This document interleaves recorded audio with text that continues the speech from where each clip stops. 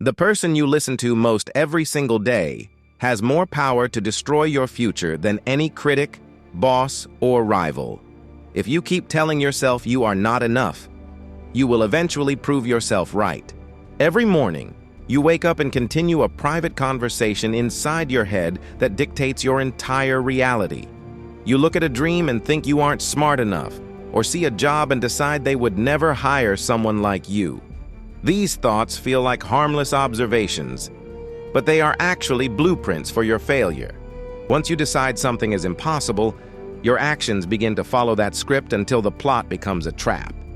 You don't study as hard for the school you think will reject you, and you never apply for the role you've already lost in your mind. You avoid the rooms where you might feel inexperienced and watch others move forward while you remain paralyzed. Eventually, your prediction comes true, and you tell yourself you were just being realistic. But you didn't predict the future. You built a self-fulfilling prophecy where your belief changed your behavior. The thought becomes the action becomes the evidence, and the evidence becomes your permanent identity. A temporary struggle like feeling nervous becomes a label like being socially awkward or lacking talent. Imagine two people at the same starting line with no money, no connections, and no experience. The first person asks why anyone would give them a chance, so they wait, they plan, and they never move.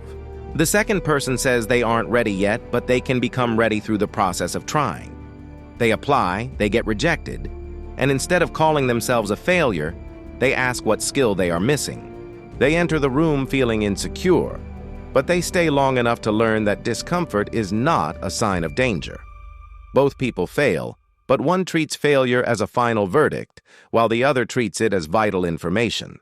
This isn't about empty positive thinking or pretending your life is perfect while you avoid the hard work. Real self-talk is about direction, replacing "I can't do this" with "I cannot do this yet." Your circumstances are real, and some people truly do start with more advantages than you will ever have. But their head start does not have to become your excuse to stop running before the race begins. Envy won't give you their opportunities, and resentment won't improve your position by a single inch. Telling yourself the game is over before you play guarantees that you will never know what you were capable of. Your past explains why your journey is difficult, but it doesn't get to decide where your journey ends. Pay attention to the sentences you repeat when nobody else is listening, because those words are building your walls.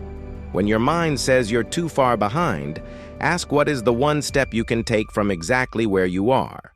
When it says you might fail, remind yourself that remaining trapped is a choice that costs much more than failure. Words alone do not create confidence. Only evidence gathered through uncomfortable action can change who you are. Every time you show up, you provide evidence that you can learn, adapt, and survive the weight of your own fear. First, you speak differently, then you act differently, and eventually, you become someone your old self wouldn't recognize.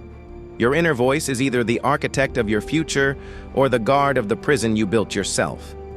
Stop using your words to explain why you are stuck and start using them to direct the actions that set you free.